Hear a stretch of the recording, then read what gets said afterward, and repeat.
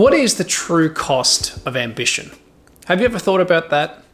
You know, if you're like me, a person who sets goals and has hopes and dreams and plans for their life, you've probably noticed that there's a lot of things that you have to give up in the pursuit of getting what you want. Sometimes you don't realize until you're on the journey towards getting what you want that you have to sacrifice things that maybe you valued and maybe you didn't realize wouldn't be joining you on the journey long term. You know, there's a lot of videos out there about the ideas of sacrifice and hard work and commitment and perseverance and all those terms. The idea that you got to work late nights and weekends and you got to strive harder than everybody else. I'm not talking about that kind of cost for ambition. What I'm talking about is the isolation, the loneliness, and sometimes the separation that happens with the people that you used to associate with when you have new ambitions in your life. And in this video today, I want to explore some of the reasons why when we set new goals and plans and dreams for ourselves, it sometimes means the end of certain friendships, relationships, connections that we used to have.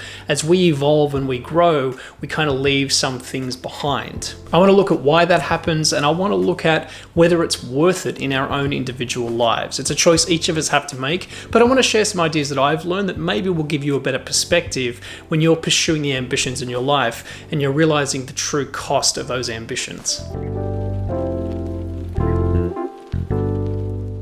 So let's start off by talking about what is an ambition. Well, if you look in the dictionary, the definition of ambition is a strong desire to do or achieve something, typically requiring hard work. Now that definition is pretty obvious. Most of us understand what ambitions are and what they require, but there is sort of an undercurrent and an undertone that comes along the road of having these ambitions in our life that we sometimes don't realize. Now, I personally think that ambitions are a great thing. They challenge you, they help you to stretch, they help you to learn new skills and new mindsets, meet new people.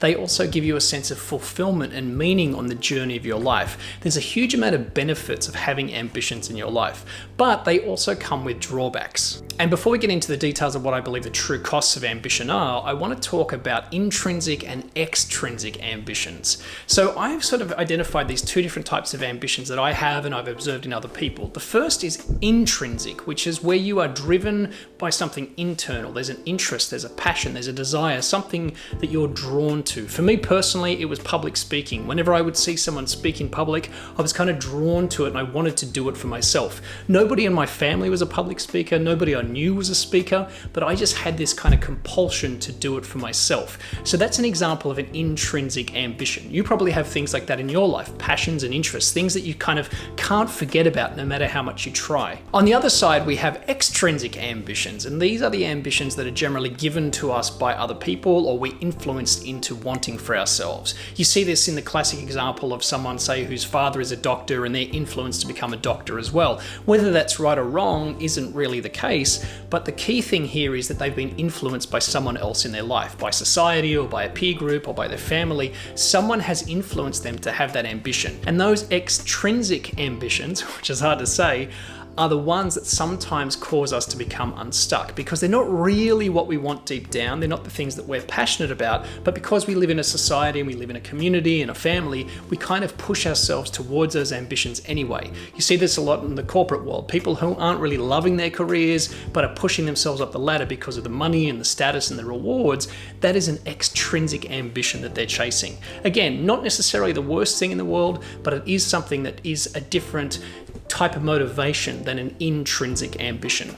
When I was very young, I noticed a strange phenomenon in the peer groups and in my family and my community, and that was that very few people openly shared their goals, their dreams, their hopes, and their ambitions. Sure, people would say things like, I want to be happy, or I want to be rich, or I want to be fulfilled. They had very general, broad ambitions, but they never said something specific, like I want to travel to this place, or I want to work in this particular career, or I want to achieve this specific goal. And it was a very strange thing to me because I was always a person who was very overt about my ambitions. I would always put them out there and share them, and I was excited about them, but the people around me seemed reserved and they seemed kind of nervous or cautious to share their ambitions with other people. And it took a long time for me to understand why. It wasn't until probably my mid-20s to early 30s that I started to understand that when you share your ambitions, you open yourself up for criticism, for rejection, for potentially isolating yourself from your peer group because you suddenly want something different than the norm, especially if you have intrinsic ambitions, things that you want to do just for yourself,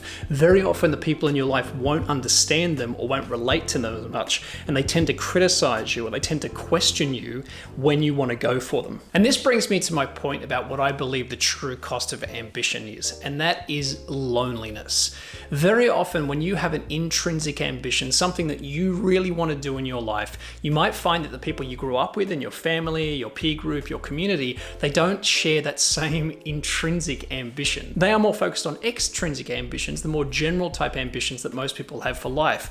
And when you express to them that you want to do something different in your life, it tends to create criticism or questioning. They tend to kind of reject your idea and challenge you on actually achieving it. Now, I don't believe this all comes from a bad place. Sometimes people are doing this because they don't want you to fail. They want to be protective of you, especially parents and maybe older relatives, people like that. They're worried that you will be disappointed or that things won't work out for you. So they're tending to challenge you or to question you or criticize you in the hope that you'll just give up on these foolish ambitions, these things that are really passionate for you.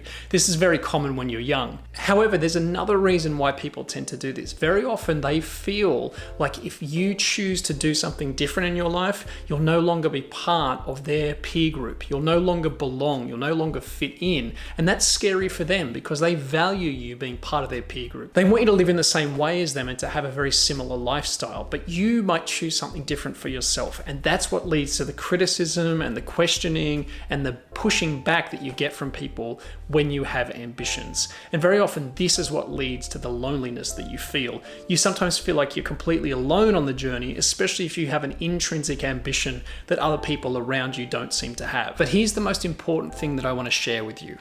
If you choose to suppress your ambitions just to fit in with your family or your friends or your peer group, you will find that part of you inside remains unfulfilled. You will never feel like you're becoming the true person you're meant to become. And unfortunately, there are times in our life where we just have to accept that some people won't understand, they will criticize, and they will condemn our behavior despite the fact it has nothing to do with them and it's not affecting their life. We have to choose, despite this criticism, despite this rejection or isolation at times, to still forge ahead and to do the things that we want to do in our lives.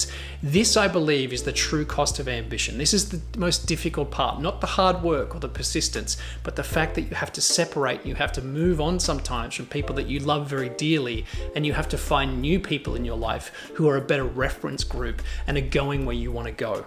Sometimes it feels like your ambitions in life are kind of haunting you. They're taunting you. They're making you frustrated more than they are fulfilling you. I've been there many times. But at the end of the day, if we don't follow them, if we don't follow our heart's yearning and we don't do the things that we want to do in our life, we feel like we're decaying. We feel like we're kind of dying inside. And that's no way to live, my friend. So I would encourage you, even though sometimes following an intrinsic ambition means that you have to start to move away from your comfort zone and the people that you've known your whole life, it is so worth it because the person that you become as a result of your ambitions is the true reward. Ambitions are always going to be there to guide you. They're like a North Star in the sky, but you have to be the one who chooses to have the courage to follow them despite what the community and the people around you might be saying or doing with their lives.